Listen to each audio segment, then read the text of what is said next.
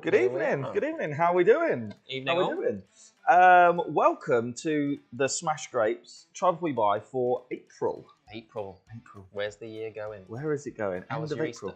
How was my Easter? My Easter wasn't bad. It was 2 weekends ago. It was 2 weekends ago. We were working on the Friday.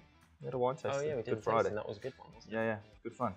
Well, anyways, thank you for joining. Hope you've all, first off, hope all the wines went in the fridge. Yep. Hope the white wines are still nice and cold. Mm-hmm. And you want to take the green pouches, if you haven't already, 4, 5, and 6, they have red wine in them. So you want to take those out and put them in... we need to get them warmish before we get to... If it's warm in the house, they'll warm up quickly. If you turn them into ice blocks, maybe find a radiator or something to stick them on. Exactly. But yes, lovely to see you all. Get wine one poured out in a glass. Don't wait for us. Just have a little. Yeah, go on then. Yeah, top me up. We've had a couple this afternoon. Quite a few new faces this month, I think. Yeah, a lot of new faces. So as well as obviously the YouTube chat, which we can see that you're all tuned into and watching.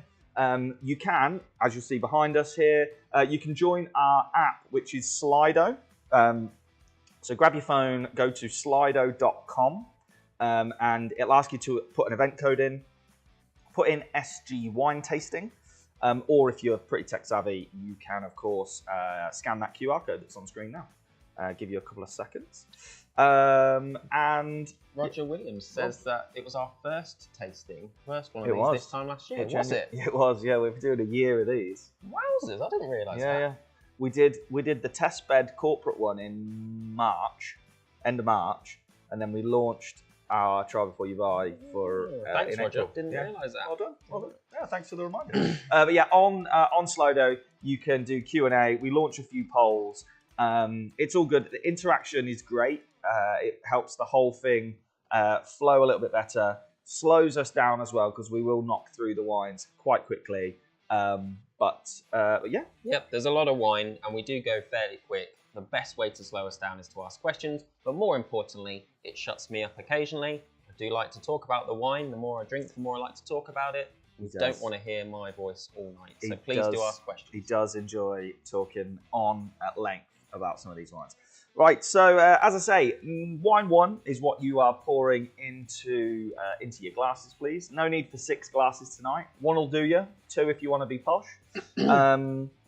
Get it poured, having a little drink, and as you'll see now on Slido, what we tend to do is ask you what kind of things you are tasting. So Sam's looking with bated breath for someone to put something on the screen. There it is. So please, slido.com, enter the event code, SG Wine Tasting, or you can scan the QR code that's on screen now. What things are you tasting? Anything you want. White wine and wine. Don't feel like it's got to be any posh words or any particular fruity sort of type things. Anything you want. And the first thing that comes to mind, what sort of stuff do you taste when you have a good swig of this wine? Apple. Straight in. Right, straight in. Lovely now, stuff. what happens as well with these, by the time we get to about glass 4 or 5, we get things like... People get poetic, don't they? Oh, they get so poetic. So like the, soft damson or... a disappointing Christmas at Nana's. Disappointing Christmas, yeah. The gentle caress of a unicorn, things like that. We've got a lot yum, nutty. Apple is big. So dry, pear drops. Nutty, lovely stuff. Okay, lovely nice. Stuff. But look, keep those coming in. And if you haven't joined the app, get onto slido.com, use the event code SG Wine Tasting. So, better give it a go ourselves, I think, as well. Yep, okie dokie. Zippy. It's getting like right at the back of my throat. It's making me like, ooh. Yep, it's an absolute zinger, this one. Puckery. Is that what we mean? That's when we say zingy, that's it, isn't it? That's sort of puckery nature. Yeah, yeah absolutely. Right. Okay, so guys, wine number 1. If you've not been here before, quick briefing. This is not your average wine tasting. In fact, we don't like to call it wine tasting. We prefer to call it wine drinking because we've got a bottle each to get through. It's a fair old amount of wine, much more than you would normally get at a wine tasting. We don't like to stand on ceremony. We don't like snobbish language. We just like to talk about how the wine tastes, and then I'll hopefully be able to help you to understand why it tastes the way it tastes, so that when you're out at the supermarket, in a restaurant, or hopefully shopping online at your favourite online wine store, you can make informed decisions without having to have been to some sort of boring wine school. So, white wine number 1, we are starting in Chile. Chilean white wine, Chilean wine in general at the moment, super, super popular. Chile, a unique country in that it can pretty much grow any type of grape variety because it has such a broad width of weather. We'll come to weather in a bit, but weather, as you'll know if you come to these tastings in the past, is super important, and we talk about weather lots when it comes to wine. But yeah, Chile has this ability because it stretches from so far north to so far south to really pick and choose what grapes it grows. It also has mountains.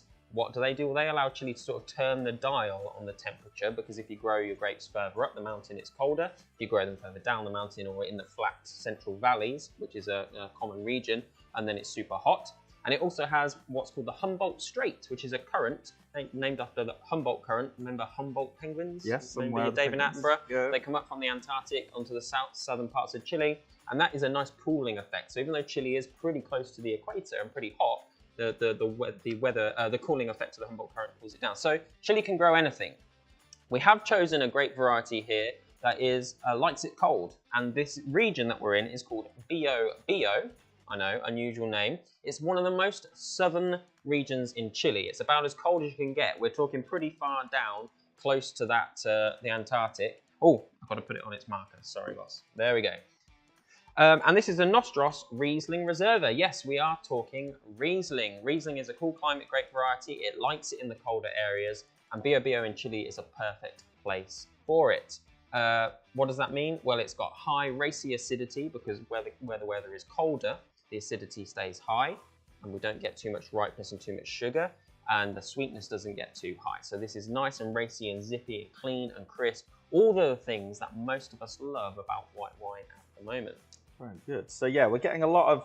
If I look back at the answers on there, you know, yeah, apple, zesty, pear drop, peaches, yum, lemongrass came in. Lemongrass, very nice. Well, you know, it's sophisticated palates in tonight. Yeah. Well, that's quite true though, isn't it? Because this is one of those tends to be a little bit posh descriptor. Yeah. This isn't what would be called an aromatic. Aromatic. An aromatic wine. You see that a lot. You've got floral, fruity, and then aromat. Yeah, absolutely. So normally we would describe wine by fruits. That's like the general area. But this one we sort of describe it as aromatic. It's got like a floraliness or a herbiness or maybe a mineralness. Why is that? Well, it goes back to this acidity thing again. So we're in a colder country. Acidity is high and sugar is low.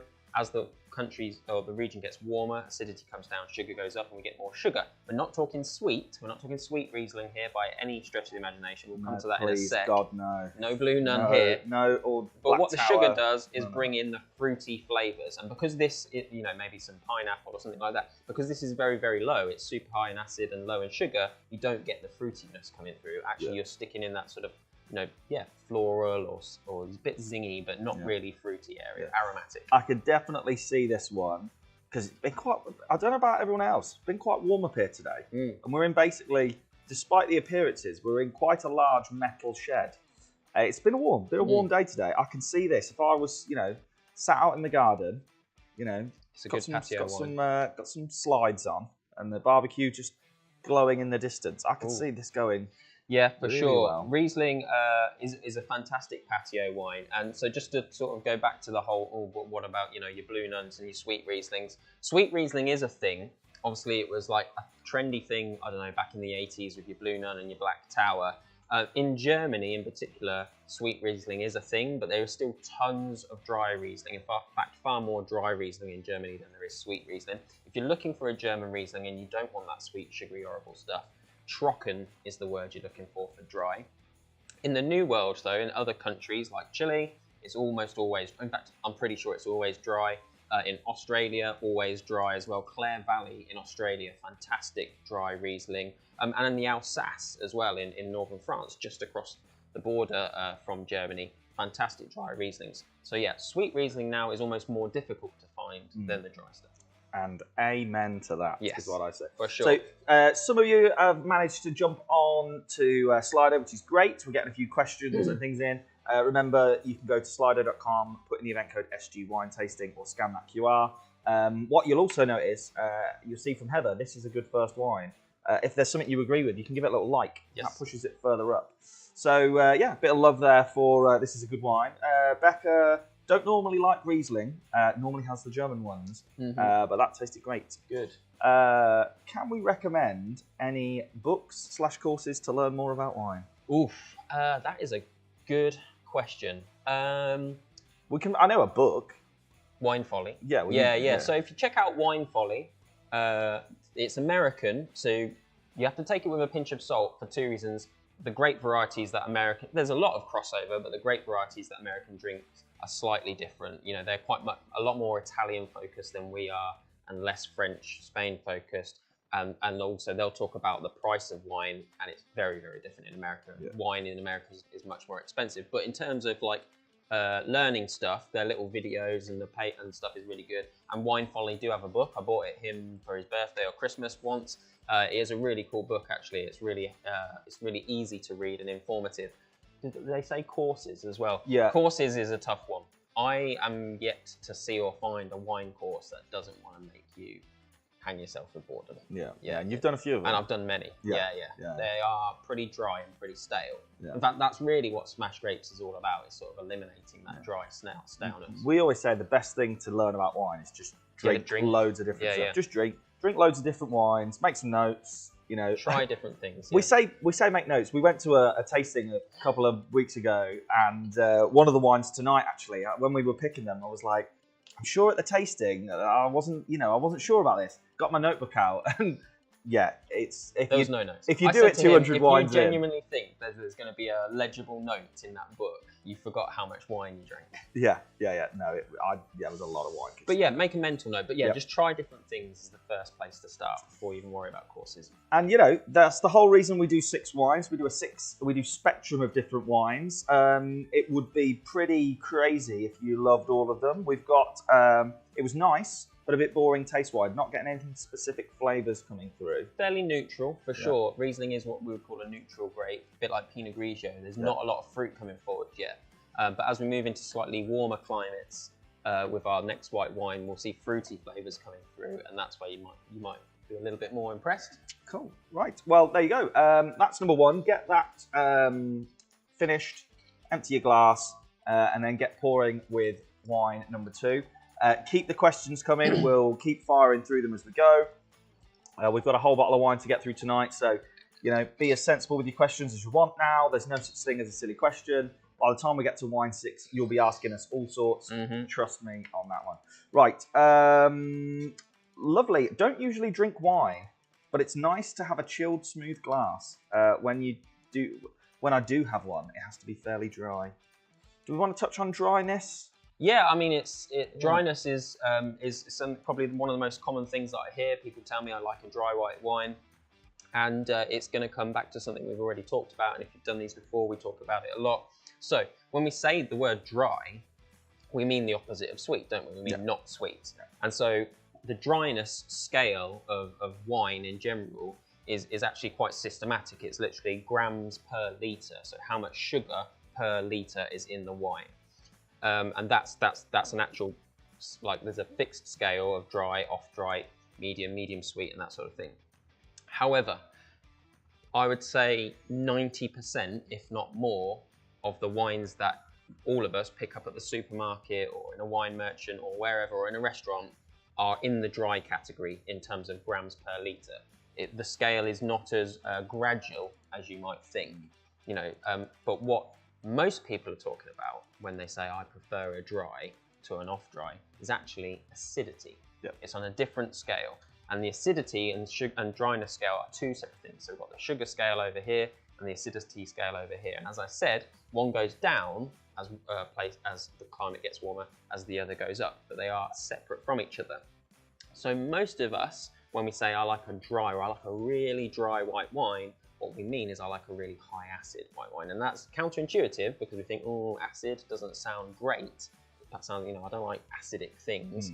But it is. Acidity in wine is what makes it refreshing. It's what makes you feel thirst quenched. It's what makes your mouth water like a cloudy lemonade or a gin and tonic.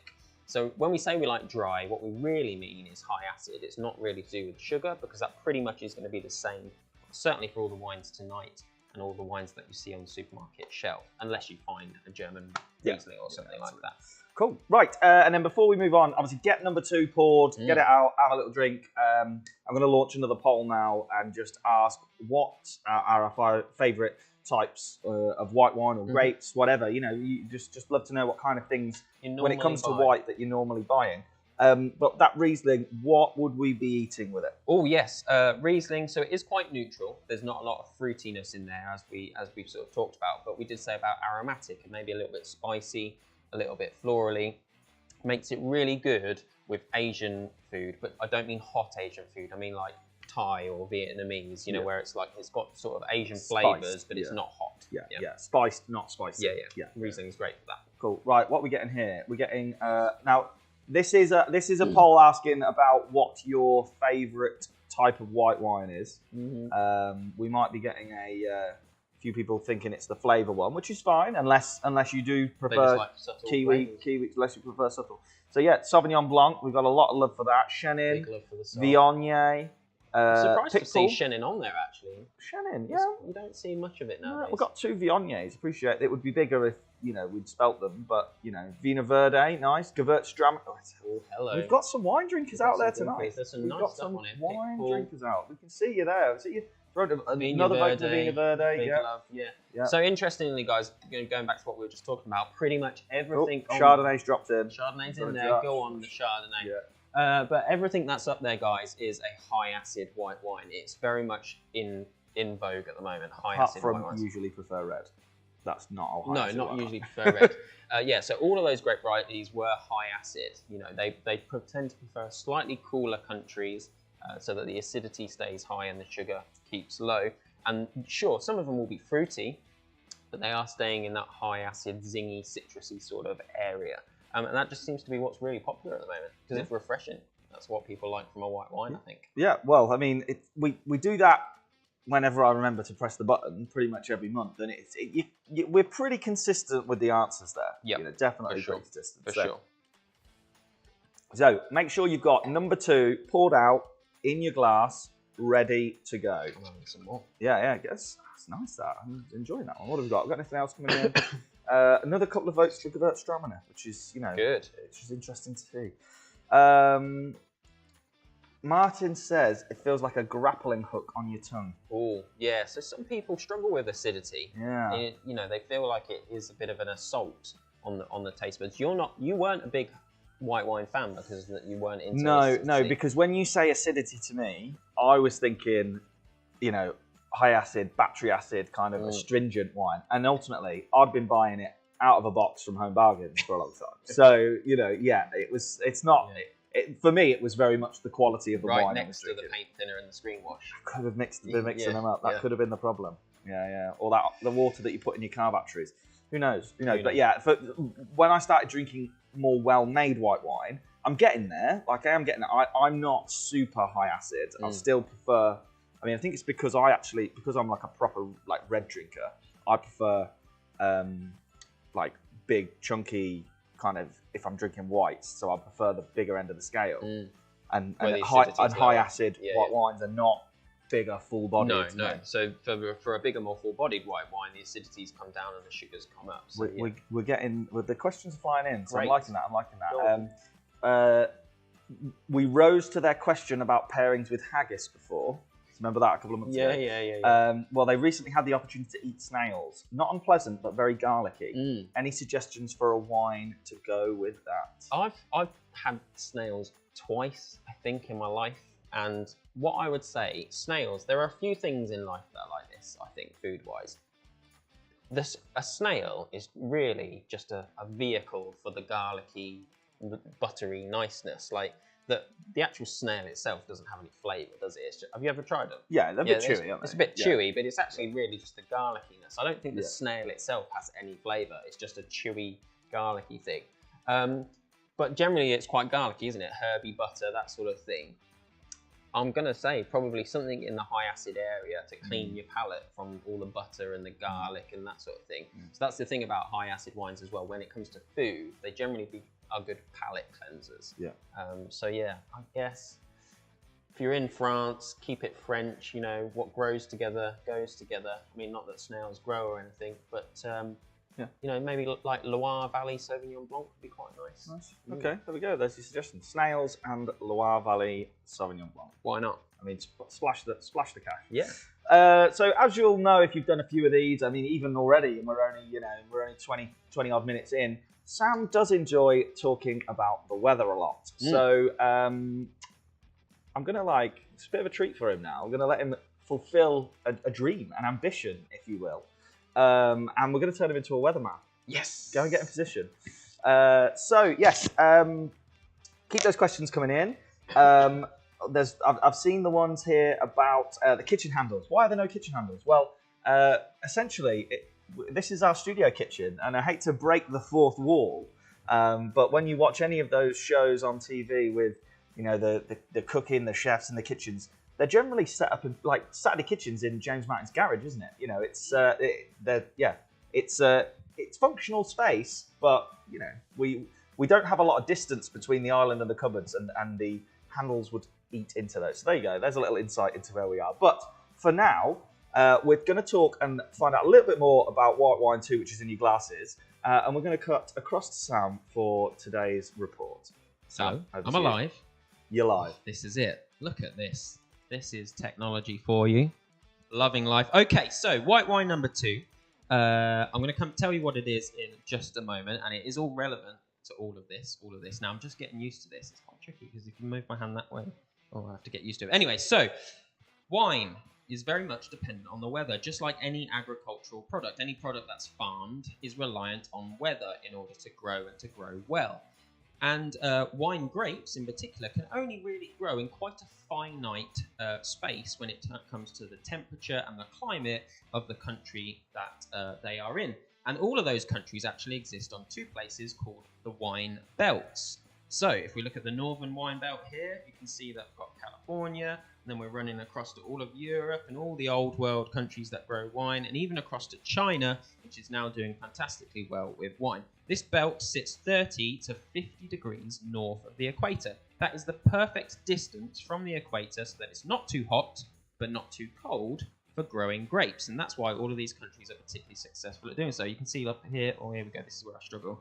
The UK just there is just on the edge of how cold it can be to grow wine, and we know that, you know, only just recently, thanks to good old global warming, have we been able to grow grapes. So they are shifting a little bit, but very, very fractionally. Down south, if I come over here where most of the southern hemisphere ones are, you can see Chile here. So again, we're now talking 30 to 50 degrees, the same as in the north, but now south of the equator. It's the perfect distance from the equator for growing white wine. And Biobío, I'm struggling now. Down. Biobío is sort of right down here in the south of it, and you've got Argentina in the middle. So this is about as far south as you can go. Look, the Antarctic's right there. That's what we were talking about. Biobío. It's super cold. But if I go over to, if I go over to New Zealand, you can see it's sort of bang in the middle between the 2 perfect growing temperatures. So white wine number 2, this is relevant. Bear with me, this is relevant. White wine number 2 is in fact Sauvignon Blanc. Sauvignon Blanc, guys, woohoo! Everybody's favourite. It is the nation's favourite white grape at the moment. We absolutely love Sauvignon Blanc. High in acid, just like what we were talking about, but actually not as high acid or as cool climate as, say, that Riesling we had from Biobío. This one is not from a country you might expect. It's from Italy. Yep, the home of Pinot Grigio, the home of Soave, the home of Prosecco. Veneto, which is in the, here we go, the north of Italy, just up here. And it sits about 40 degrees. It's in the middle of this band, in the middle of the 30 to 50 degree band. 40 degrees, moderate. Sauvignon Blanc likes it moderate. We need to keep the acidity high for that lovely zingy sort of mouth-watering refreshingness, but we want fruit to come through, don't we? We want that sugar to come up with the ripeness, and we want to get some fruity flavours. The warmer that Sauvignon Blanc gets, the more it might move into sort of melony flavours, and then it gets even warmer into the pineapple sort of flavours. Now, the reason for this map is to point out, so we said Italy sits right in the middle of that band at 40 degrees. Well, funnily enough, oh no, I've got to stay this side. Funnily enough, just over here, the home, some might say, or the capital of the best Sauvignon Blanc in the world, Marlborough, also sits at 40 degrees, but this time south of the equator. It is equal distance from the equator as Italy, as Veneto, this region that we're in for this wine. It experiences the same temperatures, it experiences the same climate generally year round. Bang in some Great Lakes and some big old mountains up in there in northern Italy. You have got conditions that are super similar to New Zealand, and that's why we picked this one tonight, because we know you guys love New Zealand Sauvignon Blanc. We know you're prepared to pay a fortune for it, but you don't have to, and they're not going to be able to for long, are they, Dan? They're absolutely not. No. So during COVID, New Zealand took a zero tolerance policy to their borders, lockdown. A bit like us with our cabbages. They couldn't get any foreign workforce in to help them pick grapes off the vine. So a lot of the grapes did just rot in the fields, unfortunately. So there is still, obviously, you can still get it. It didn't all rot, but what small amounts of New Zealand wine are being produced at the moment will become quite pricey. We're already seeing prices go up pretty extortionate. So if you are an out and out New Zealand Sauv drinker and you rarely deviate, you may have to find something alternative. Italy's rare to see it. Yes, it's very rare to see it. You don't see a huge amount, but they are out there. And I don't know this, but I reckon you might find them in other places, like in the supermarket. Certainly more soon.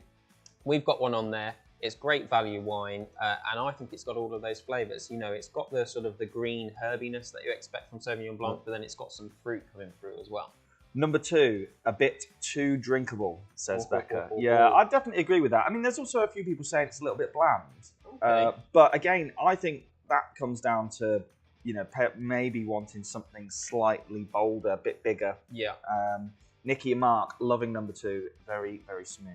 Yeah, just to mention that the person that said drinkable, that is the sugar, you see. So even though we're not in sweet territory, a little bit more sugar coming in with ripeness. Sugar, as we know, is what makes things moreish. What makes you want to drink more. So it's one of the reasons why we're so in love with salted caramel, isn't it? It's like everything's salted caramel. Yeah. Because it's savoury, but also the sugar makes you want more. There's that balance. And you've got the same thing going on here. Acidity makes you feel quenched, but then the sugar makes you think, I'll have some more of that though. Yeah. And that's why Sauvignon is so popular at the moment. It really sits perfectly in the balance between acidity and sugar, because it sits really well in moderate climates. And if you remember back to that map, you've got like the whole of France in there in that middle area. France, the home of Sauvignon Blanc. You've got Italy, and then you've got New Zealand down in the south, and Chile obviously fell into that space as well. Chile and Sauvignon Blanc, and South Africa, all great places for Sauvignon Blanc. What have we got? James, does Japan do wine? It appeared to be the perfect position. Was it? Was it? Where are we? Yeah. Yeah, same in that middle. Japanese wine.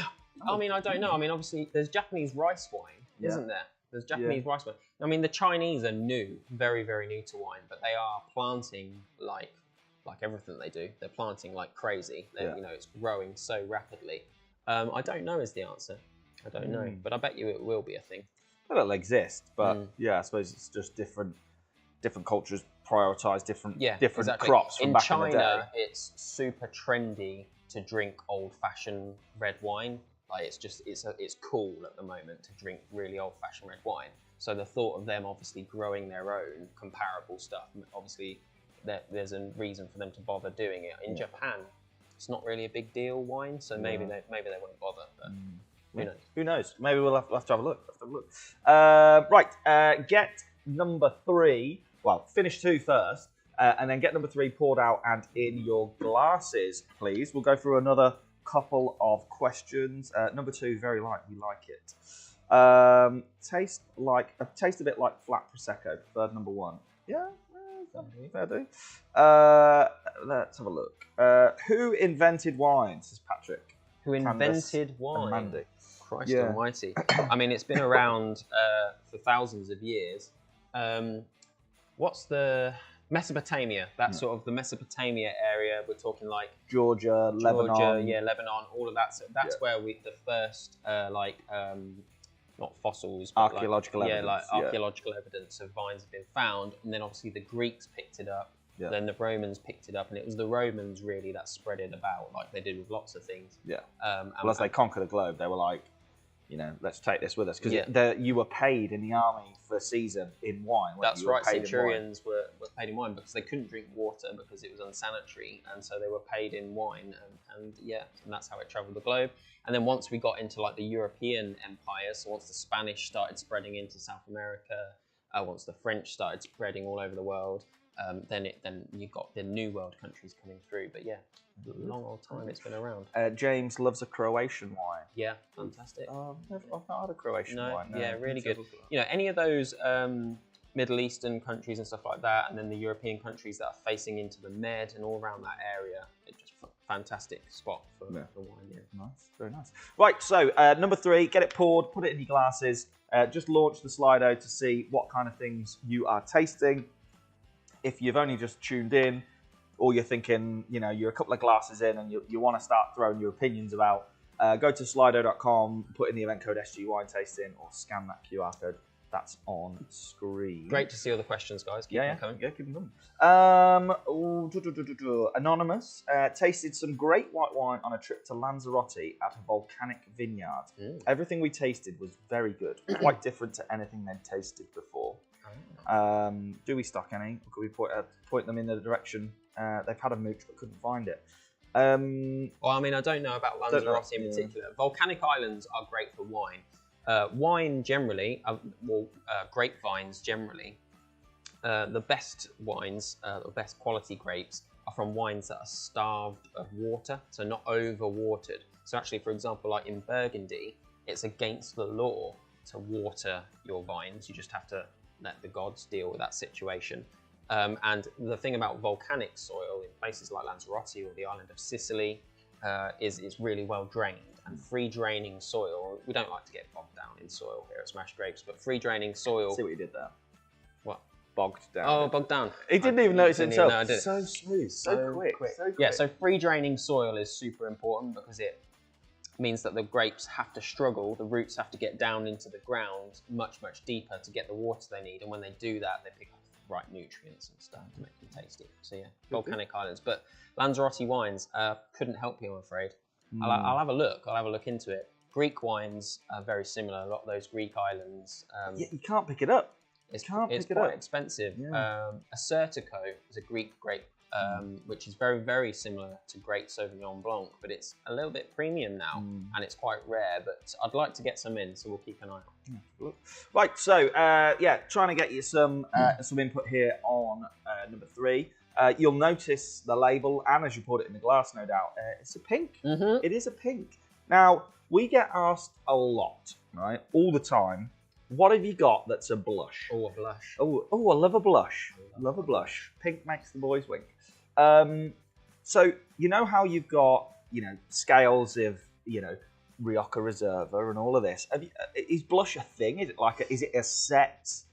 Because it's everywhere. It is everywhere. What is blush? It's probably one of the most familiar wine words that we pick up on. In fact, over Easter, we were having lunch with friends, really nice lunch on the Saturday, and it came up. Somebody said, "Oh, I love a blush," and we were talking about it whilst we were having nice Easter lunch.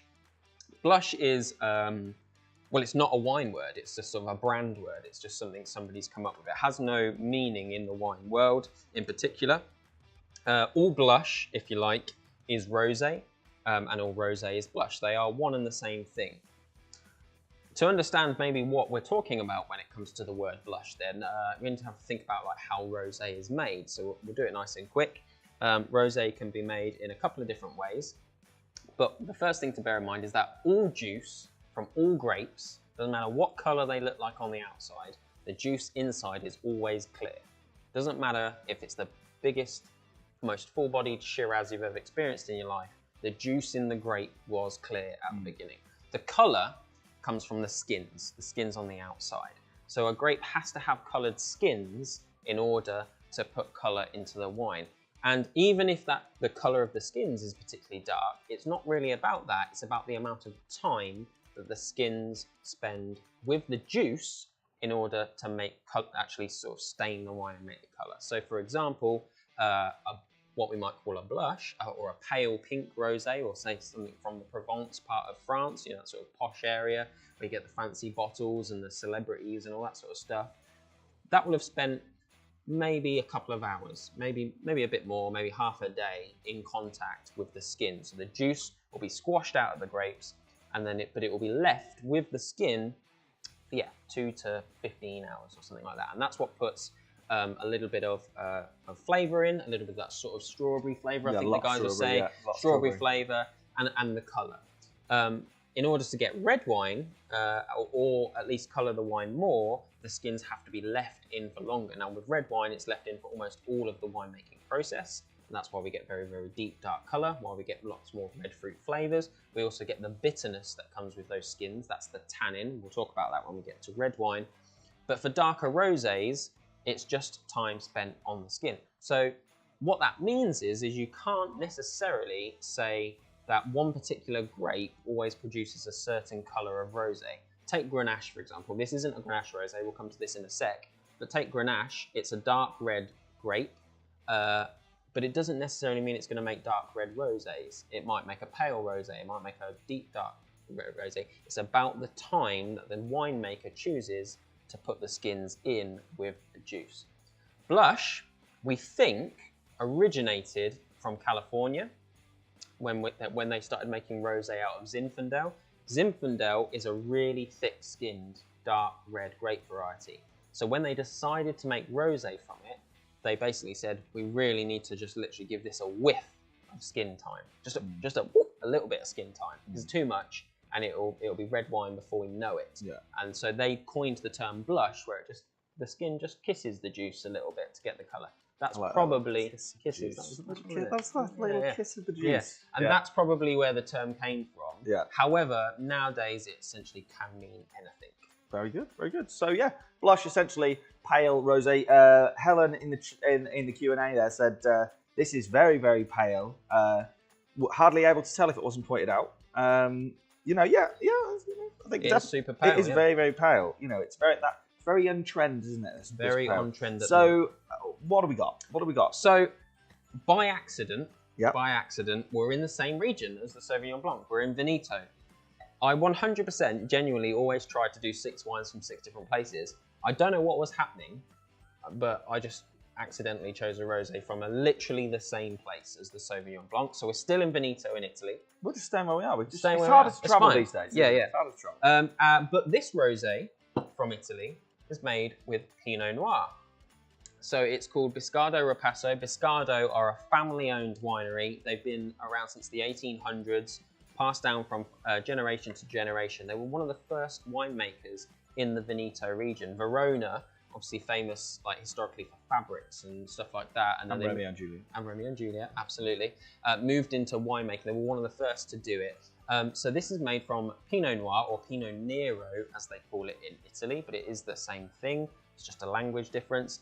It's a cousin of Pinot Grigio. To touch on Pinot Grigio, obviously Pinot Grigio also makes rosé. We're familiar with Italian Pinot Grigio rosés. But you might be thinking, well, what's going on with the skin there? Why have I never seen a Pinot Grigio red wine? Exactly. Yeah. So if you take Sauvignon Blanc or Chardonnay white wines, they have green skins. They are a green-skinned grape, and that's why you would never see a red made from them. But Pinot Grigio is actually like a dusky pink colour. The word green actually Grigio actually means grey, and it's like a grey pink colour grape. So even though the juice is white, as they always are, and the wine generally is white, there is a dusky pink colour to the skin, and that's why you see Pinot Grigio Rosé. But we're not on about Pinot Grigio Rosé, yeah. We're on about Pinot Noir. So yeah, this has had a tiny touch of skin contact to give that little bit of pale colour, and some of those strawberry sort of red fruit flavours. We've talked about how the colour is made, but what does that mean about the flavour? How can you predict whether a pale rosé is going to be one you like or not? In terms of flavour, Helen says this tastes like a sweet pea on a summer day. Oh, sweet pea. Very nice. I told you they'd get poetic, wouldn't they? And I knew this was coming as well. I knew this was coming. Nice bottle. It is a nice bottle, isn't it? They do magnums of these as well. That was the only note that was in my my notebook from I was 200 wines in. Nice bottle. Some of us have got to ask the hard questions. What's the bottle like? Will people find it attractive? It's pale, it's pink, and it's got a nice bottle. Great. Great. So the reason why we love pale rosé at the moment is generally paler rosés are made from grapes that prefer, here we go again, it's the weather, colder climates. And that means high acidity and low sugar. And so we are in that nice and clean and crisp and refreshing and zingy area. Darker rosés are generally made from grapes that prefer the hotter countries where they've got thicker skins and they can impart colour much more quicker. Take, for example, a Tempranillo rosé from central Spain, generally quite dark in colour. And as a result, it's darker in colour because of the thicker skins and because there's more heat, there is more sugar in the grapes. So you can, to an extent, but you can't live and die by it, predict that a paler rosé is going to be more clean and crisp and high in acidity and that refreshing thing. And the darker ones generally are slightly sweeter, but that's not always the case. But you can probably live by that rule. Very good, very good. Well, look, I know sometimes we get people who are just like, they can't stand the pink stuff, but they tend to try a couple of these and enjoy them. So let us know your thoughts on Wine 3, our rosé. And a great all-rounder rosé. We've said this before. Yeah. You're not sure if there's a lot going on with your food or you've got a lot of people to please. It's good one to go with, isn't it? Yeah, for sure. It sort of just, like fizz, it sort of will just sit nicely next to any food. Good. Right, lots of talk about orange wines. Oh, really? Is it a fad? No, this is a question. Oh, right. Not. There isn't. We don't have a lot. Oh, right, Someone said there's a lot of talk about orange wines now. Is it a fad or going back to traditional ways of doing things? I don't know if it's traditional. It's fairly new, really. So, and it fits in really nicely with what we've been talking about in terms of skin. So, orange wines are where the skin is left in from a white grape. So, like say Sauvignon Blanc or a Chardonnay. So that it's a green skin. So it's not going to create a rosé for us. It's not going to create any nice strawberry flavors or pinky color. The skins are left in purely for those bitter tannins which occur in any type of skin, whether it be the skin of Sauvignon Blanc or the skin of Shiraz. And what happens is the wine does sort of turn orangey. Even though the skin is green, that seems a bit odd, but it does turn a bit orangey. It looks like a white wine. It sort of 50% tastes like a white wine, but then it's giving you, it literally gives you the feels of red. It's thicker, it's bitter, and it it does that thing with your gums that tannins do, and I don't like it. I'm not a fan. No. We tried loads, didn't we, at London a few weeks ago. They're out Desperate to try and find one that we could be champion. They are very out there. And I think as well, it's quite interesting. I think it could just be because I was a couple of sheets to the wind, but a lot of times when you see orange wine, it is just described as orange wine. It's because it's a blend of grapes. Yeah, rather than just it being a Sauvignon Blanc orange. It's a movement that's going with the natural wine movement, and the natural wine movement is essentially about you let the grapes grow organically and all that sort of stuff, which we're 100% into at that stage. Then you throw them in the vat and you sort of let them do their own thing with wild yeast rather than essentially like baker's yeast, a wine yeast. That creates odd flavours in itself. You don't filter the wine at all, which again is a bit odd. It's like drinking unfiltered cloudy beer. Yeah. It's very, very much the same. And so orange wine sort of sits in the same camp as that. And for me, it's like I love a beer, and I like my ales, and I like an IPA or a stout and stuff like that. But I can't drink those weird sour cherry sour beers where they leave the window open and let the natural yeast in. And this is in the same area, and it's just not for me. It's not for me. But hey, if it's for you, knock yourself out. Worth a try. Heather says yes, very lovely bottle, unusual, and I'm a sucker for buying things from the way they look. A lot of people are. Do you know there was a study done recently, and in the UK, 86% of people, let's throw some numbers out here, 86% of people would buy a wine if they weren't sure because it had a hand-drawn picture of a castle on it and it says Chateau. If it had a hand-drawn castle and says Chateau, they'd buy it. Yeah, I mean, it just means nothing, does it? Well, it's also like, it's just a brand a lot of time, isn't it? When it says Chateau, whatever, they might not even come from that place. No, I mean, just if it says Chateau, that doesn't necessarily mean that it's come from a vineyard that happens to have a castle or a big house or anything. Literally, there's no rules. There's no rules around. And we see that with rosé with the brands like Whispering Angel. Yeah. You know, and we've done a lot of, not tonight with this rosé, but we've done a lot of rosés in the past that are made from the exact same grapes, just a few miles down the road from Provence in the south of France, and so we're talking Grenache or Cinsault. But because they're not Whispering Angel, because they're not Kylie's rosé or whatever, then they're not charging £20 a bottle. They're charging $8.99 instead, and it's literally the same wine. Yeah. So, you know, I'm not going to say don't buy wine based on how it looks, because we just can't help ourselves, can we? No. I must be guilty of it as well. But yeah, try and look a little. I mean, to be fair, we're walking around at tastings going, that label's great. Yeah, we're suckers for a brand. You know, suckers for a brand. Right, so we're going on to the red wines now. So this is the Green Pouch Wine 4. Get it poured out. Just make sure there's nothing left in your glass. But you don't have to change. I've just launched a poll as well, asking what your favourite kind of grape and type of red wine is. So I'd love to get some thoughts there on where you guys are sitting when it comes to the red wines. But yeah, I mean, we've had an orange in. It was definitely more rosé than it probably was orange. It was sort of it was erring on the side of caution. It was. Compared to some of those other ones we tried that were, you know, that you just got the glass near your face and you were like, wow, this is strange. This is very strange. So Malbec straight in. Fruity, Malbec. Like a fruity red. Shiraz. Nice. So yeah, when it comes to red, I mean, I'm a big red drinker. I mean, I think for me with reds is just that scale again. You know, I will quite happily sink a couple of bottles of Pinot Noir, very light, doesn't really touch the sides too much, super light, easy drinking. But at the same time, I will quite happily grab something from Australia with, you know, that's going to rip your face off. My problem is that I'd still do 2 bottles of that, and then, you know, I just... Well, that's unique to you. Is it? Is that just me? That's just me. Yeah, that's the problem. Definitely got a problem. But hey, start a wine business and feed the habit. Feed the habit. So yes, this is good. This is we both just did a little mutual sniff there. I forget how good these wines are. Yeah, and I know what this one is, and you're normally not big into it. No, normally I write this grape off. Yeah. Well, I wouldn't say I write it off. I just think it's a bit dull, a bit in the middle ground. But yeah, I enjoy this one a lot. Nice. So yeah, what are we getting? Well, it's something different. Rioja, Pinotage. Pinotage. I always like it when Sangiovese's just dropped in. Pinotage is like the sort of forgotten child.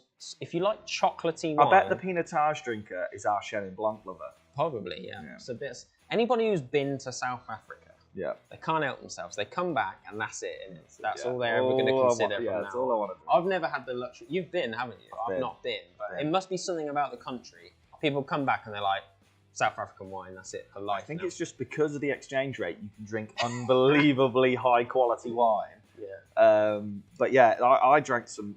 I went to a wedding on a vineyard, and they were just dishing out like their premium, thinking like, oh, is he going to say yes to this? And the bottle, I think the equivalent was about £7 or £8. Really? But it was their premium stuff. Yeah. So Pinotage it's like a hybrid between two. It's Cabernet Franc and Cinsault that they interbred to make this grape, and it's like liquid chocolate. It's amazing.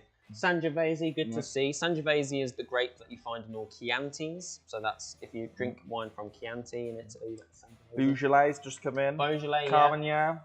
Carmenere, I love a bit of Carmenere, especially from Chile. Fantastic stuff. It. Right, so, GSM we've had come in as well. I am the Chenin Blanc and Pinotage drinker. Guilty as charged. I bet she's been to South Africa. Becca, are you either from or have you been to South Africa? That's what we just want to. That's what we'd like to know.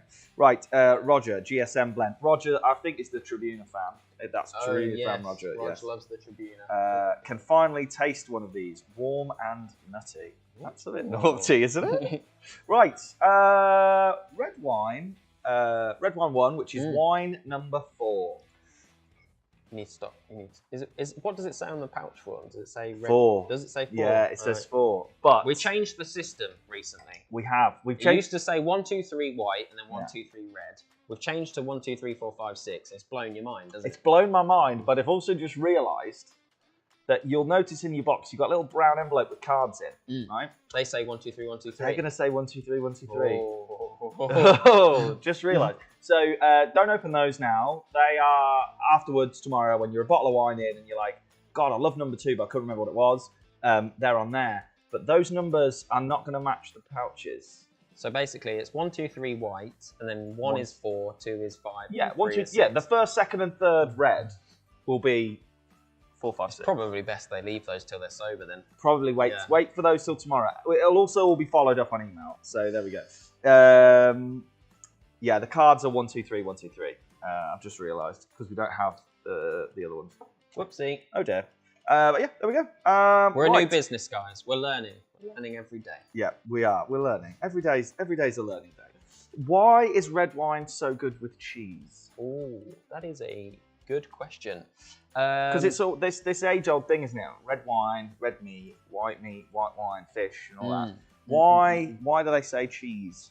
So cheese, I mean, I'm going to say they say it, but it's not necessarily true. No. So, for example, Sorry, you're getting a bit. Am I get tangled? Well, I'm just worried about the knocking noises. Oh, sorry. So, for example, high acid cheeses or like white cheeses like feta, mozzarella, goat's cheese, ricotta, those sorts of things, I would actually say white wine all day long. Sauvignon Blanc is great with goat's cheese. Any high acid wine with those high acid, like their raw milk cheeses, the ones that look white in colour, is fantastic.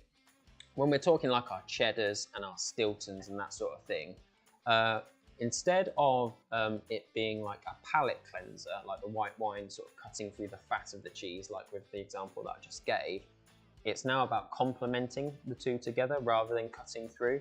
And so, for example, what do we like with a bit of cheddar or a bit of Stilton? We like a chutney, don't we? Because they're so salty, it's vintage cheddar, 18 months aged cheddar. Is the aging process is about extracting water from the cheese, and what's left behind is fat and salt, and plenty of it. Stilton, super salty. And what do we need to balance that out? We need sweetness. And you're not going to get that from pretty much any white wine, unless you get a sweet wine. That would work really nicely. In fact, a dessert white wine like Sauterne or a sweet Riesling with cheese, highly recommend it. But generally the red wines, especially the big ones, the really ripe ones, the ones that are like in port territory. We've got Caroline in the Q&A saying, she's more port with Stilton. Yeah. So things that are in the port territory, which is really high ABV red wines that are super ripe and sugary, or port, it's like a chutney with the cheese, isn't it? It is. It's a sweetness to the soul, and that's why they go really well together. I myself am not a massive red wine and cheese person because I don't think it's maximising the potential there. I would go port or a sweeter wine, or I'd go, let's get all the sugar in there. If I'm going for a cheese board and I'm salting the hell and fatting the hell out of life, why not bag in, some sugar as well? Yeah, the sugar and the cheese. Yeah, I mean, I'm definitely, I think I am a red guy, but I definitely tend to go for the bigger, bolder, higher, high alcohol, slightly jammier. Jammy. Yeah, the jammy reds. Right, smells like a chocolate digestive. I think it does. We don't encourage a lot of sniffing, but I'd go with that. There's that. This comes back to the person that said it was like nutty. It's that biscuity, nutty vibe. I get it now. I get the chocolate digestive from Anonymous is made me think about whoever said it was nutty.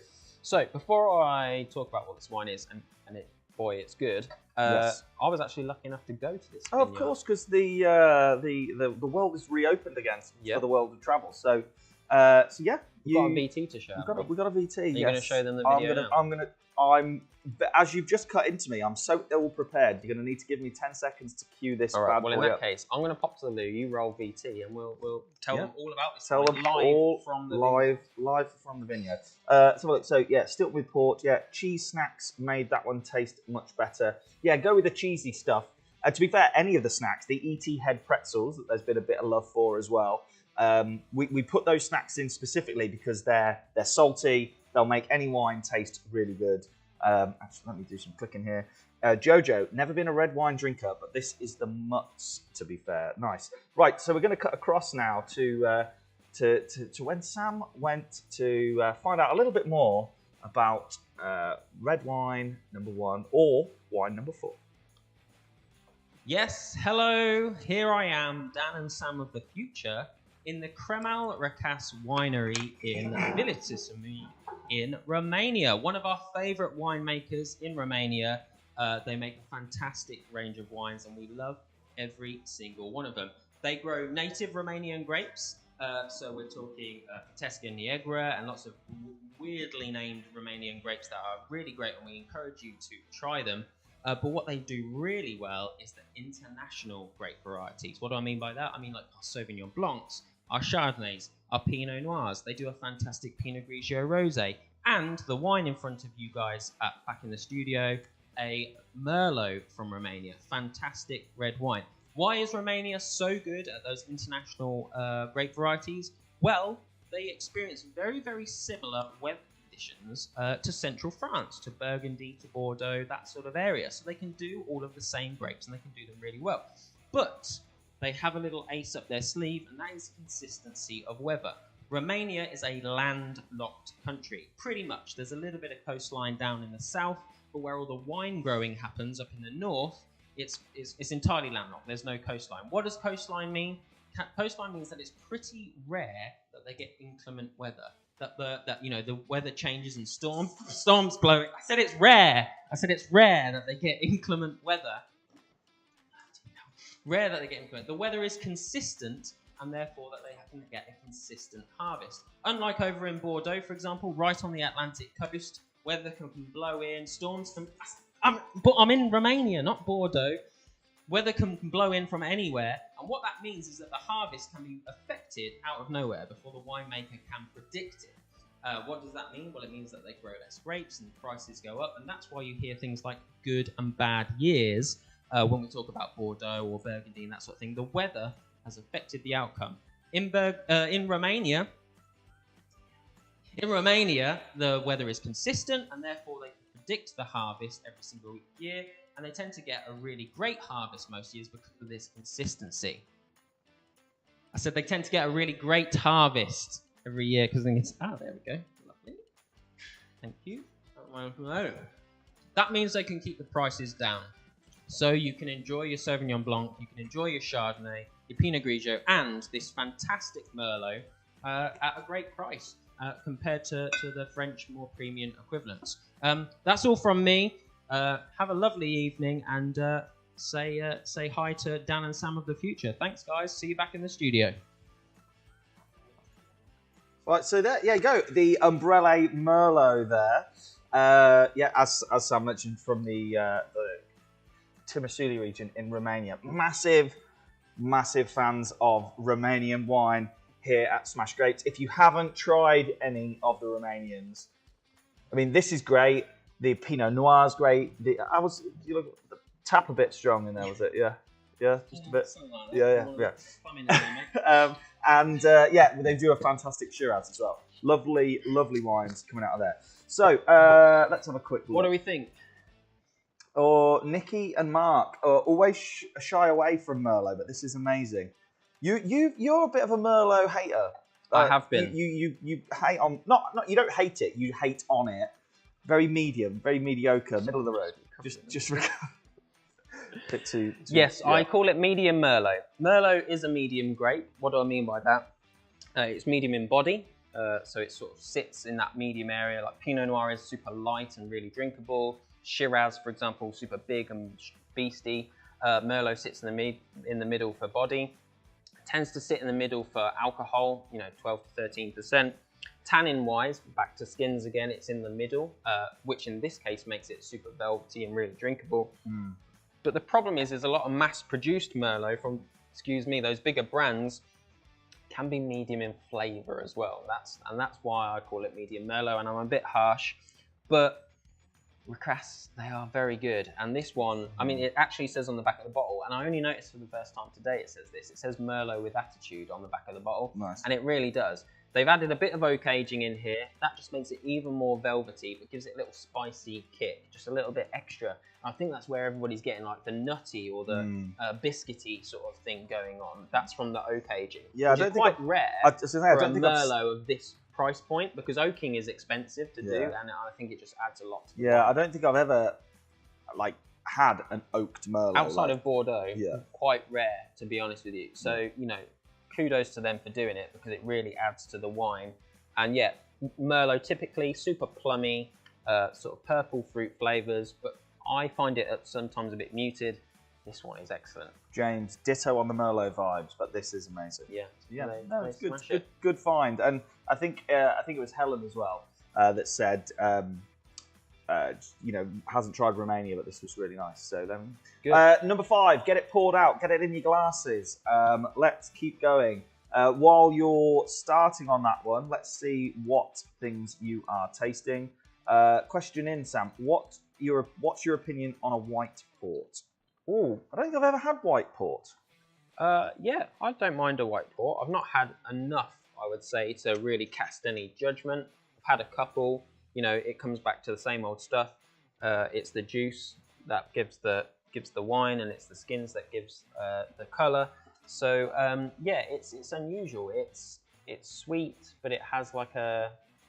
Because obviously I've drank dessert wine. So what's the difference between a dessert? It's similar, white, but it's got a sort of more. It's a bit like our orange wine. It's a bit more structured and a bit more robust than a dessert wine. It's hard to describe. Do they oak it or anything like that? Has it got any of that vibe going on? No, I don't know. Do you know what? I don't know enough about it, so I'm not going to say anything and be wrong. It's quite unusual, but I do love port. Interestingly, port is going through not a change, but a really cool movement at the moment. Obviously, when we think about port, we think about like Taylor's, Sandeman's, Graham's, all of those big English brands. They were born out of the British Empire, when we were ruling all over Europe and stomping around and making a mess of things. But all port is actually grown. The grapes for port, it's a blend of 3 or 4 different varieties, but they're all grown in the Douro Valley inland from the town of Porto in Portugal. These guys, Portuguese guys, families have been growing still wine for generations and generations and generations. We came in there and took over things and said, all of your grapes are now going to make English port with an English name above it. In the last sort of 5 to 10 years, that's changed, and these Portuguese growers are growing wine for themselves, and that's going to mean more still wine, more red and white wine from them. It's going to mean port, but in their name, and it's great value, and it is so much better because you're not paying for a brand. You're paying for the winemaker to make the wine how they always have, pop it in a bottle, and it's great. My only real experience of port is in Wetherspoons mixed with a blue WKD. My dad would always say it was sacrilege. Classy. I'm a classy bird. That was a favourite. What was Cheeky Vimto? Charlotte Church. She loved a bit of that. That was port and Port and Blue Wicked. Yeah. I think she claims she invented it. Nah. That's JD Wetherspoon all over that. Right, what have we got? Remember, jump in. I've just asked you what you're tasting here. We are actually on to wine number 5. What things are we tasting? We've got lovely little kick to it. Smooth. Favourite so far. Chris was already halfway through number 5 while we were playing the video of you there out in Romania. Lovely. Dessert wine can be a little sandy. Sandy? Yeah. What's sandy? What do you mean by sandy? Grainy? Or, I don't know. Wonder what that means. I don't know what that means. If you are anonymous and described a wine as sandy, please let us know. Get in touch. Let us know what that means. Did wine tasting at Vinopolis years ago, and they encourage swilling it around your mouth before swallowing. Yeah, I mean, just like anything, if you want to taste it, get it round the gums and everything. Yeah. But the thing about swilling wine around your mouth, and I've been to a lot of tastings, and that sounds like great fun, but sometimes you have to go to these tastings where you're tasting for business reasons, stuff like that, and it's just like one after another. Swilling it around your mouth, especially with red wine, because of the drying effect of your gums from the tannins, it gets tedious. And also stains the teeth. It does. Rips the gums apart. Yeah. So swill away if that's what you want to do. But I sometimes, and I'm trying to not do it, but a habit I have born out of being in the industry for a long time is to do this. And that's sucking air through the wine to encourage the flavours. My wife hates it. I know she does. She doesn't say, but she looks at me with a little... I've got a growing hatred for it. Yeah. She looks at me, and I know there's a little bit of hatred, and her glass, she's thinking, I don't want to drink this anymore. I want to stab him in the face with it. Yeah. But I can't, I can't help it because I have to do it for work. It does make the flavors of the wine come out. You do you, is what I'm saying here. Do whatever makes you feel comfortable, but importantly, also makes your wife feel comfortable so you don't get harmed. I've been completely had here. Oh, go on. It wasn't dessert wine, it was desert wine. Desert wine.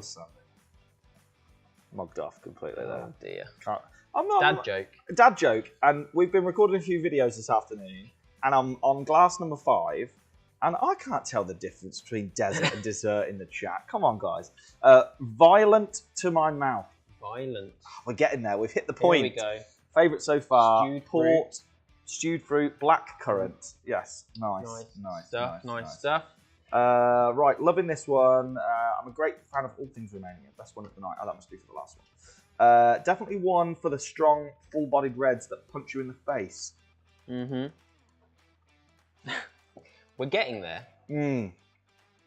They're gonna like wine number 6. Yeah, Beardy Barb and Ginger Ninja. If you're the fan of the punched in the face, 5 might not be hitting all the notes for you. It's getting there, but no. 6 will be a treat. So what do we mean by punched in the face? When we're talking about big red wines, we're talking about a couple of things. Firstly, we're talking about body. I think we've mentioned it a bit tonight, but what is body?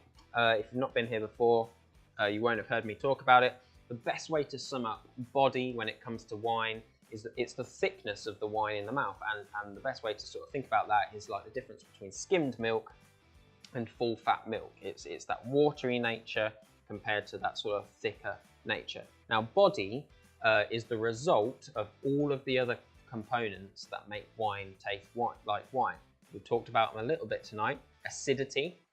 The higher the acid, the lower the body. Sugar. The higher the sugar, the higher the body. Alcohol. The higher the alcohol, the higher the body. And then the last one, tannin, and that comes from those skins. So the thick skins creating that bitter tannins. The higher the tannin, the higher the body. So acidity works against body, all the others work for body.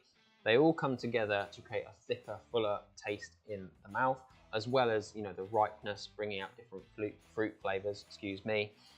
So that's what we're talking about. And so people that love a big red wine, a big beast of a red wine, they don't mind the big tannins, they don't mind the high alcohol, and they don't mind like a richness and maybe a little bit of sweetness coming through from the sugar. You like a Pinot Noir though, don't you, as well? Yeah, I mean, like I've got a very eclectic taste when it comes to red wines. When it comes to reds, I'll take anything. Whereas with the whites, I steer away from the high acid. With the reds, I probably like Pinot Noir because I can do volume when it comes to Pinot Noir. And it's refreshing. It is refreshing. I still do volume at the other end of the spectrum, which is why I've got numerous health issues. But it's harder to do volume at the bigger end, isn't it? It's definitely not as, it's a bigger experience.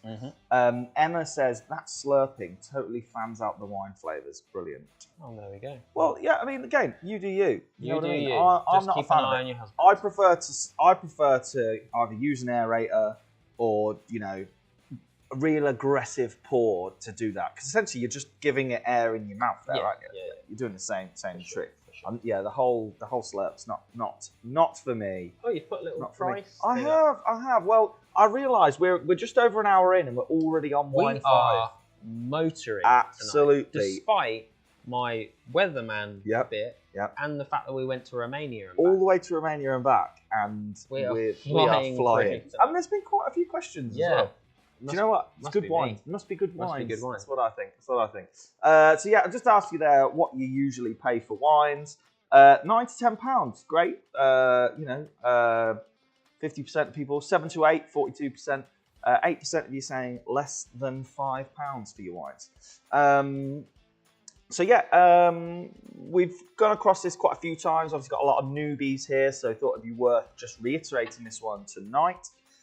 In the UK, duty, which is what the taxman, when old Rishi comes out with his red briefcase a couple of times a year, not only does he put up our gas and lecky bills, but he also does a thing called duty. Now, duty on wine is fixed, and it's £2.33 a bottle.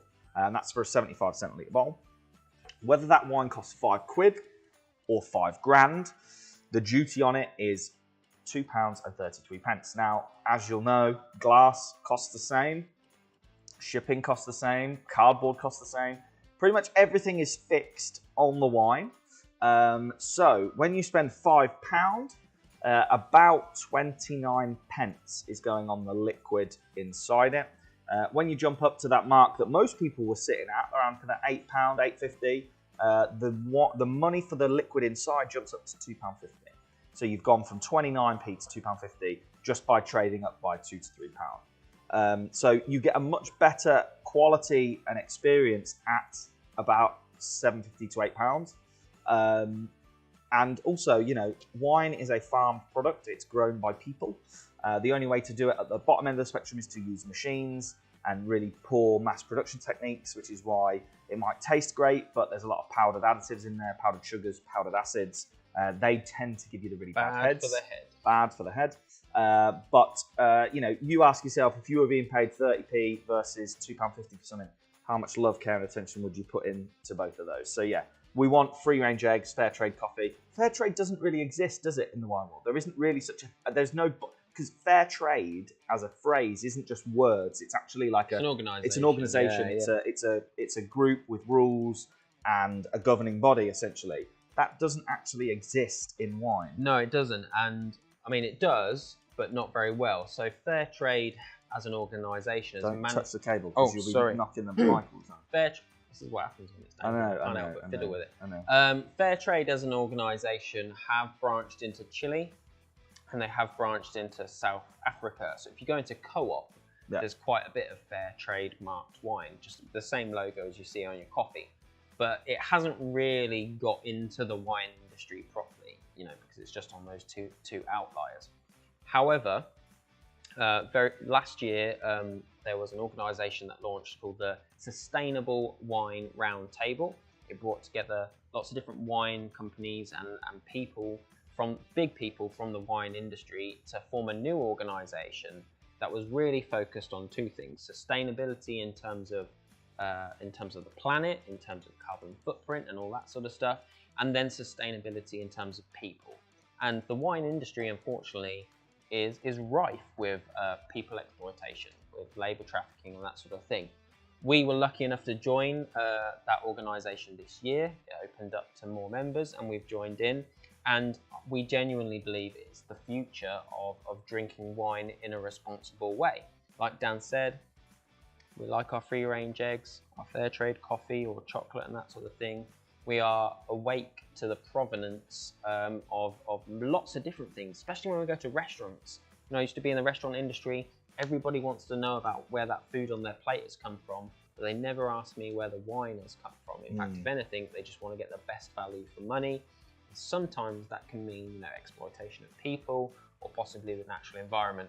And so, yeah, you know, we're all about great tasting wine first. You know, we're about wine that you're going to get great value from, and that's why we look at different regions. But also, it's really important to focus in on not only the sustainability from a planet point of view, but also the people involved in making the wine. Absolutely, absolutely. So, without further ado, we probably better tell people what we've been drinking for the last 10 minutes.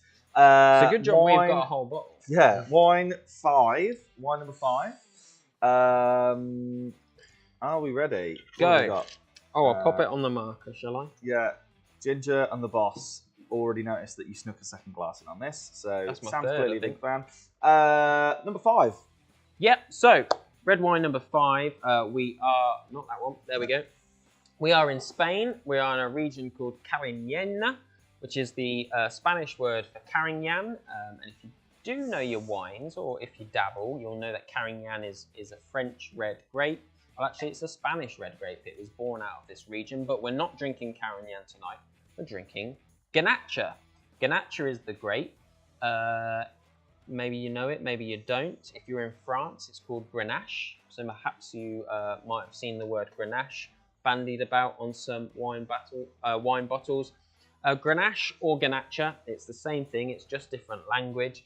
It gets about, it really does get about. So, for example, Côte d'Rône in the south of France. It's a region just above Provence in the south of France. All Côte d'Rône is a blend of 3 grapes, but 50% of every bottle of wine that comes out of the Côte de Rhône is made from Grenache or Garnacha. The other two are Shiraz and Mourvedre, but we'll focus on Grenache for now. If you don't know what Côte de Rhône is, you might have heard of Châteauneuf-du-Pape. Châteauneuf-du-Pape is the most famous village in the Côte de Rhône region, commands big prices because the Pope once lived there. 50% Grenache or Garnacha. Let's move ourselves down into, we'll go down to the south of France and into Provence. Provence Rosé, we were talking about Whispering Angel earlier, and pale rosés.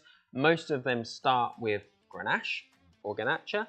And then when we move down into Spain, Garnacha turns up in Rioja. Rioja is a region, not a grape variety, and the reds are a blend of grapes, and they are Tempranillo and Garnacha, and another one called Graziano. But excuse me, that one's I've had too much. I think you've been knocking it back a bit too quick. Yeah, it's all coming out now. He's knocked it back a bit too quick. Eager. He's got the old drunk hiccups. Yeah, have a bit of water. Yes.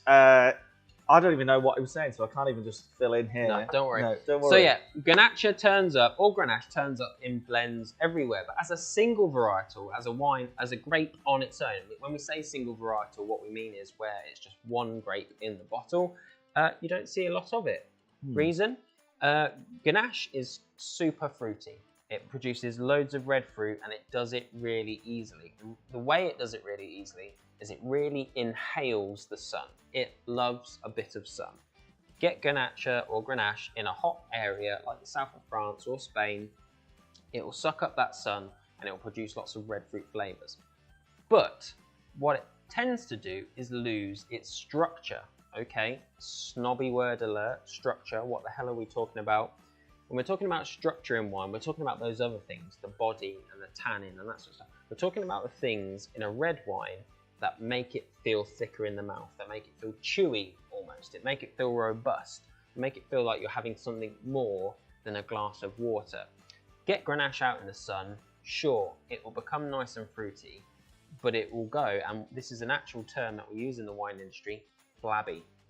It becomes flabby, and it just means it's lost all its structure. It's like drinking grape juice, but you've not got the robustness to it. Flab in the mouth. Flab in the mouth. Doesn't sound good, does it? So Grenache has had a pretty poor reputation because of the fact that it goes flabby.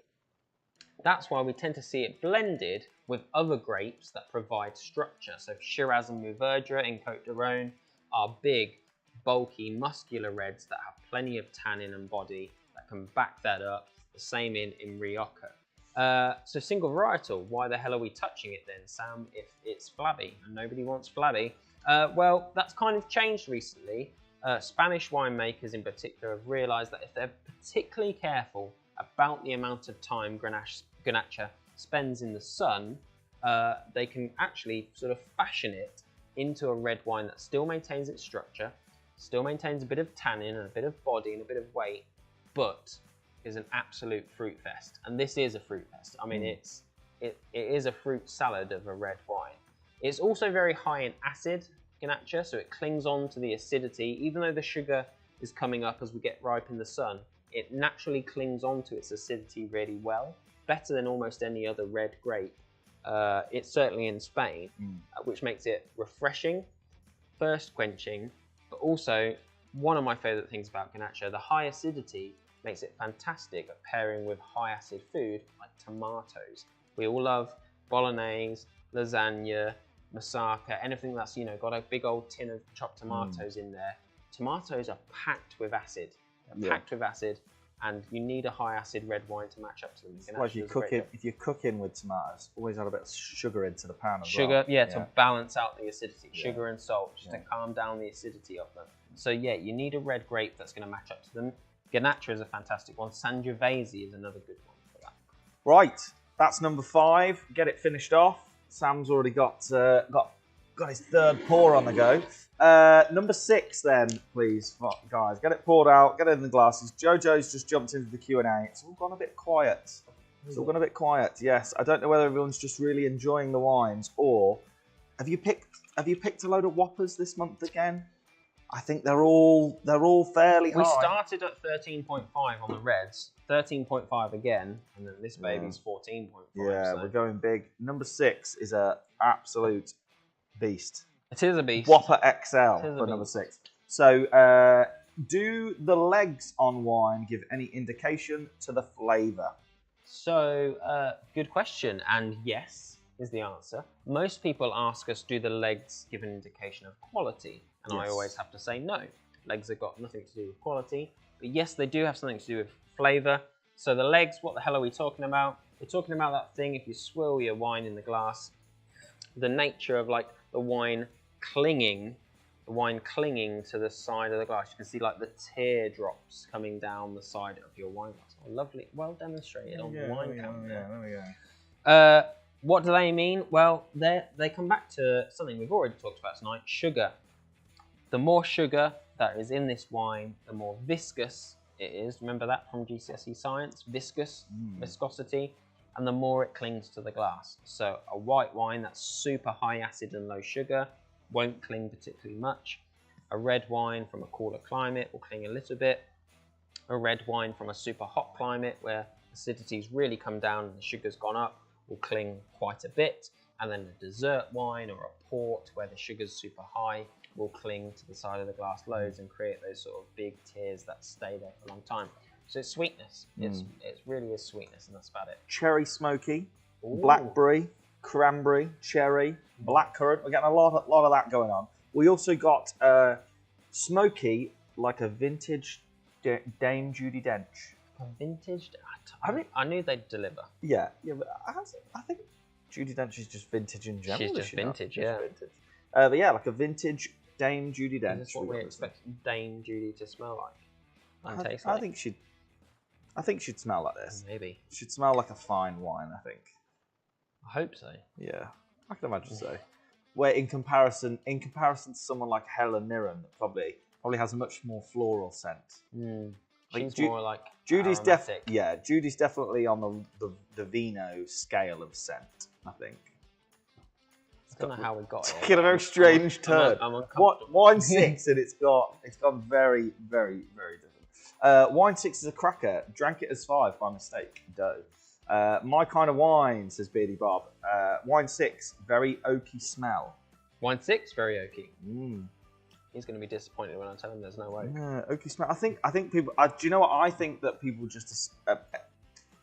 It smells like a big red, and I think you just automatically go, big. It's oaked, and it's just one of those things. But yeah, it's a big wine. This big wine. It is. Again, like the wine my mum makes me drink at Christmas. Is what someone said. I don't know if that's good or bad. I mean, I think the mum's got taste. Yeah. Right. So what we saying here then? Okay. So yeah, we've done the medium. We've done the sort of medium plus. We are now into the plus area.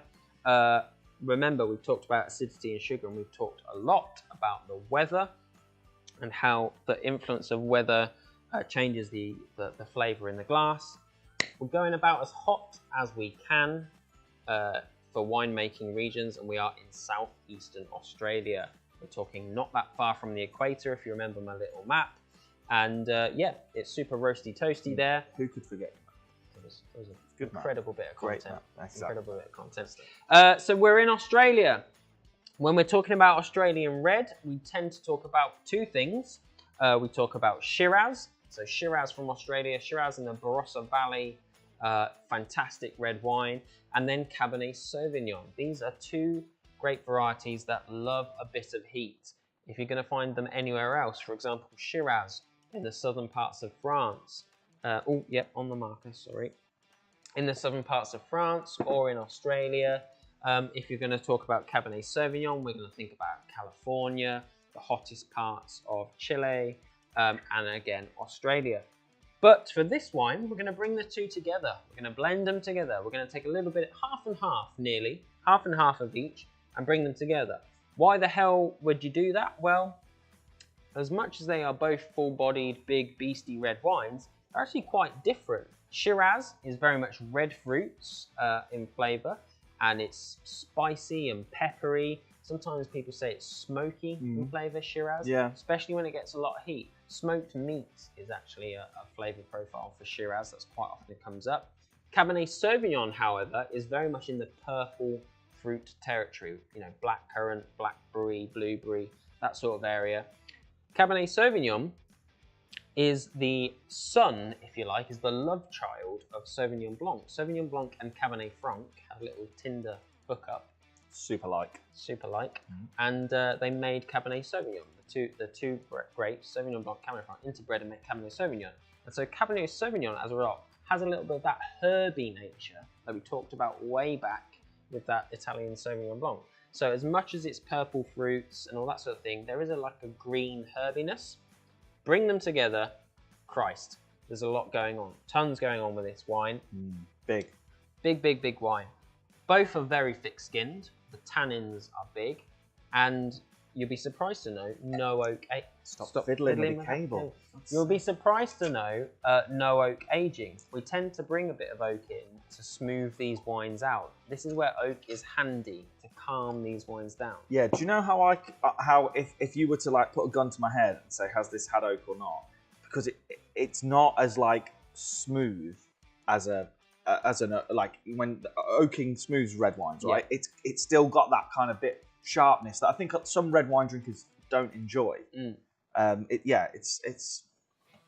a fan. I like it. Good stuff. I like it. So yeah, you've got all the fruit. You don't have oak aging, but what some of you might be getting, which is pretty common and it's sort of a little bit confusing with oak, is we've got lees aging in here. So we talk about lees aging a lot with white wines.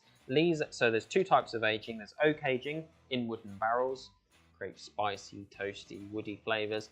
And then there's lees aging, and that's when the yeast that we use to convert sugar into alcohol dies off, drops to the bottom of the tank, and normally it'd be filtered off straight away, but with lees aging we leave it in there for a bit of time and we stir it up every now and again, and then we filter it off, and that creates quite dairy flavors like buttery richness. This has got lees aging, and I think that is coming through, so there is a richness to it coming through with the fruit that perhaps is where people are getting the oakiness. I don't think I've consciously had a lees aged red wine before. No. I know it's very obvious in white wine, you know, like we've done it before where we've had two wines in the three whites that we've done. One has had lees, one hasn't, and you know it's very obvious. No, never had it. They do it a lot, but it's much more subtle because it's got to get through all those red fruit flavors. Now these grapes are both super thick skinned and they're high tannin. So you might be expecting them to be a bit of a face ripper, you know, that drying effect on the gums. What the extreme heat of Australia does is mellow that out a little bit and make it, you know, the skins are thick and they're bitter, but the sun comes down on them, mellows that out, makes it a little bit more enjoyable. I've lost my train of thought and I can't remember what I was going to say after that. I'm not sure. Is it because I threw you off by saying oak makes it mellow, and there's a bit in this, or not? I can't remember. But no, look, great wine. A lot of love for it. There's a few comments in the YouTube chat. Loving this one. Get on Slido as well. I know what I was going to say. Go for it. Tannins. What are tannins? They are the bitterness that we feel in red wine. You know, that grip around the gums. In here, they are smoothed out by the heat, but there is more you can do to make them a little bit more palatable. This is not the scenario to be drinking a 14.5% Shiraz Cabernet Sauvignon blend. What you really need is a bit of food, and in particular, a bit of meat. Yes, red meat, red wine, red meat. Controversial in 2022, I know. Yes, it really is. But the proteins of red meat that occur naturally in red meat literally naturally break down the bitterness and the polyphenols, which is the posh word for the tannins. Scientific, so much science here. In red wine. So, you know, get a bit of steak, partner this baby up with it. The bitterness and the astringency that you get from it being a bit of a beast of red wine is actually broken down. The fruitiness comes forward and it becomes a lot more palatable. Yes. It's taken all night. Someone's noticed your muffins. Yes. Yes, the muffins. No loaf today. No loaf. No loaf. No croissant. We've gone for muffins.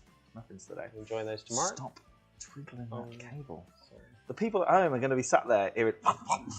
are thinking, what is going on with them? We've got good mics now. Yeah, we've sorted out. And the you're mic making problem. it. You're I'm making sorry. it worse. We know we've had mic issues. We've had mic issues. We've sorted it out. Yes. I can't help but fiddle. Yes, he's a fiddler.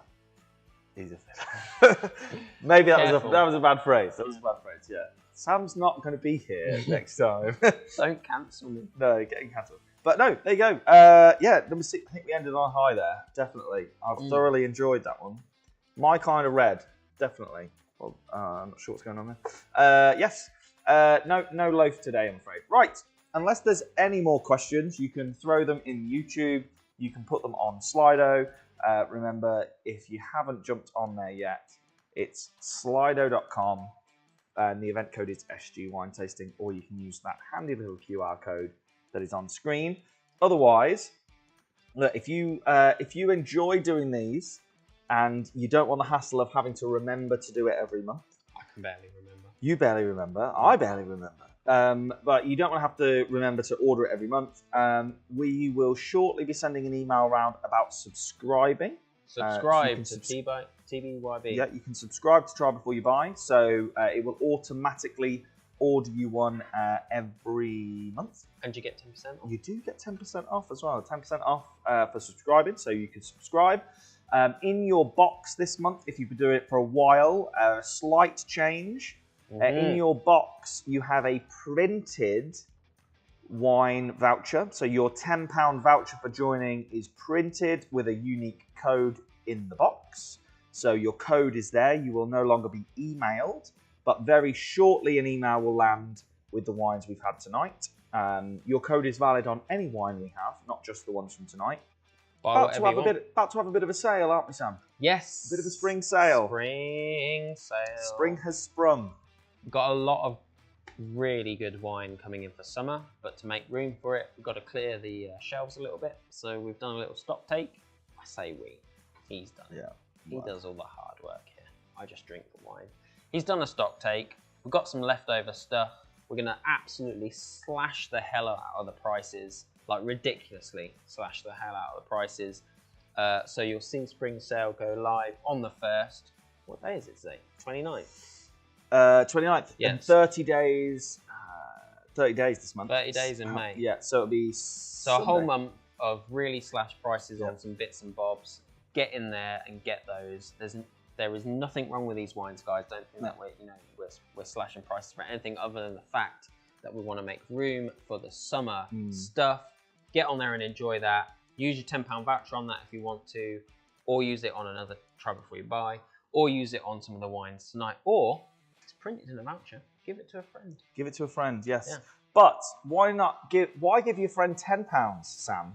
Why give your friend £10 when what you can do is give your friend 20? That's almost like I meant. It's almost like we thought about that. No, so you should get it on email. If you don't, we'll make sure we send one in the next couple of days. Because you've bought something from us, you have a unique referral code. You can share that with your friends because let's face it, if you're a wino, you've probably got a couple of friends that are winos. They probably empower that. Exactly, sort of exactly. So look, friends support each other in all their endeavours. So you can share your referral code with a friend. That gives them £20 off. Yep. And when they go on anything, and when they go on and place their first order, you then get a little note that says, "Here's £20 for you too." We'd love to get this this Try Before You Buy. So last Friday of every month, so next June the 24th. We'd love to get it. Let's double the size. Give your friends, essentially give your friends a free tasting to join you. Let's see where we can go.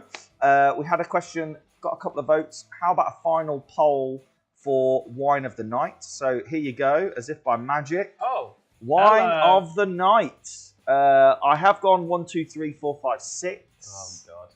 Which is, I think it relates to the stickers. So yeah, get yourself on Red Fort. Hello, Umbrella, Merlot there, the Ganacha. Got some vote. It's neck and neck, and now hang on, it's all changing. Get your votes in. It is. It's like, did you watch that was a strange COVID year, wasn't it? When the Grand National was digital. Did you ever see that? I don't think virtual. I watched it.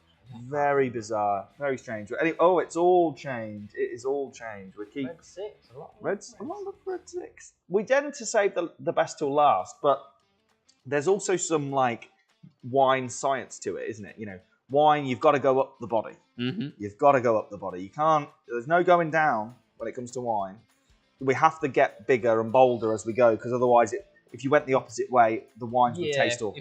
If you had more bolder wines before the lighter wines, the lighter and they can be a bit much for some people, but obviously it's just it tends to be the last one is pretty good. Saying that though, I was genuinely surprised by how good the Merlot was. Yeah, I mean, look, there's a lot of it's the Merlot is a very close second here. There's no denying that. So yeah, let's see if there's any other questions that have come in. There was a few notes that I missed before we started this poll.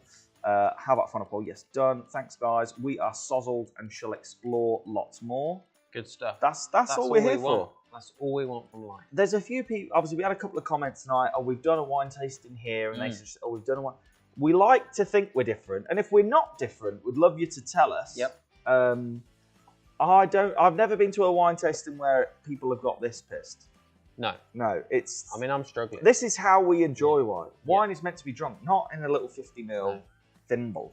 Fab Night will be back, says Emma. Fantastic Red, best one. Sipping only, no glugging, that one. I'd give it a good go, but it would hit you. It's not yet. You'd be running into a brick wall. Yeah. Ginger and the Boss, newbies this time, but we'll definitely be back. Yeah, we love that. Love to have you back.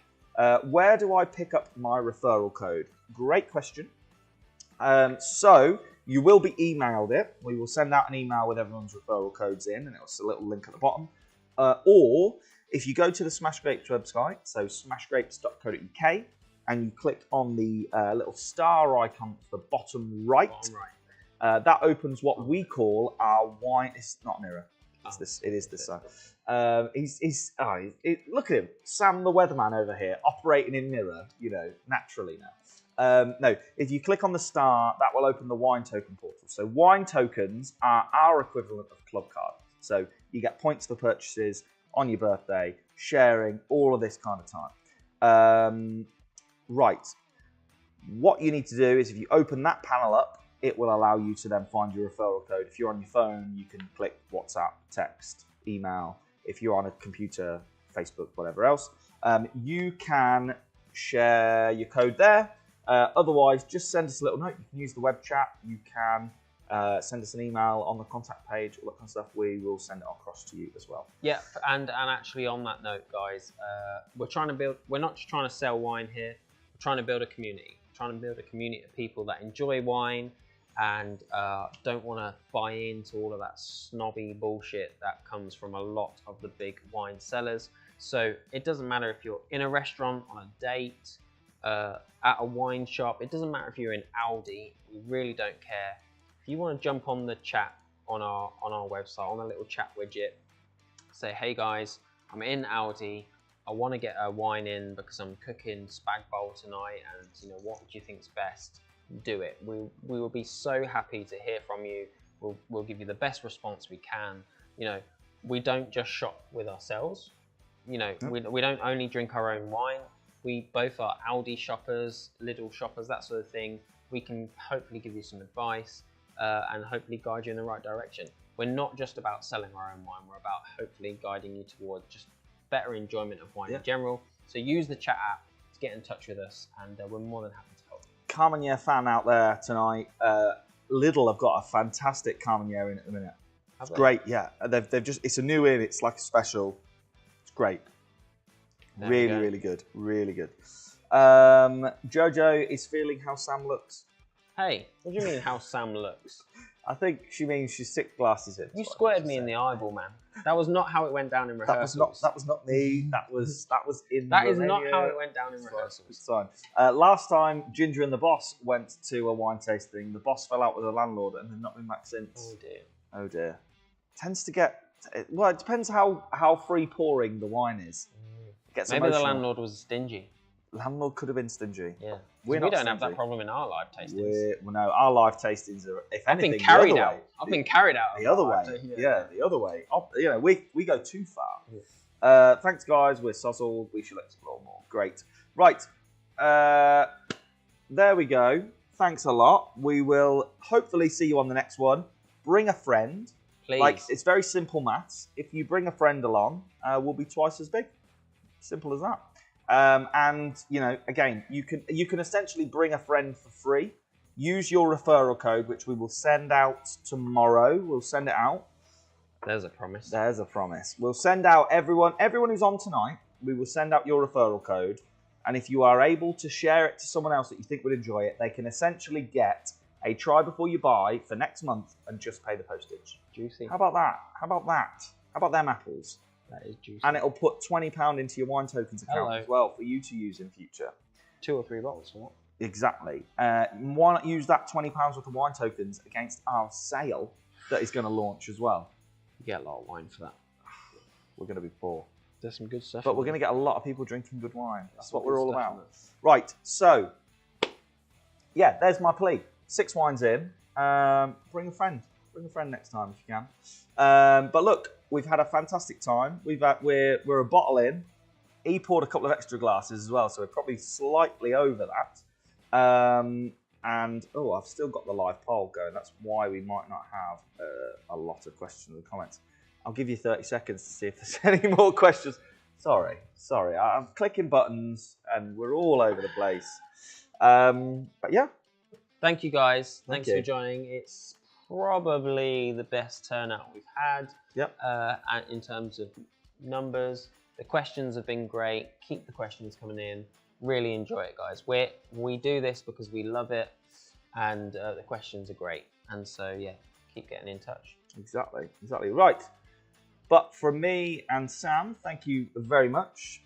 We are Smash Grapes. We're here to just get the world drinking good wine, and that is wine that's good for the customer. Hello. Good for the producer. Hello. And good for the planet. Now we're talking. Right. So, yeah, bring a friend next time. But for us, thank you very much. James says, very nice and non-snobby. What snobs do you know drink a whole bottle and just keep rattling on? It doesn't exist. Doesn't exist. Come on. Right. Thanks a lot. Good night. We will see you hopefully on the next one. Bye-bye. See you later.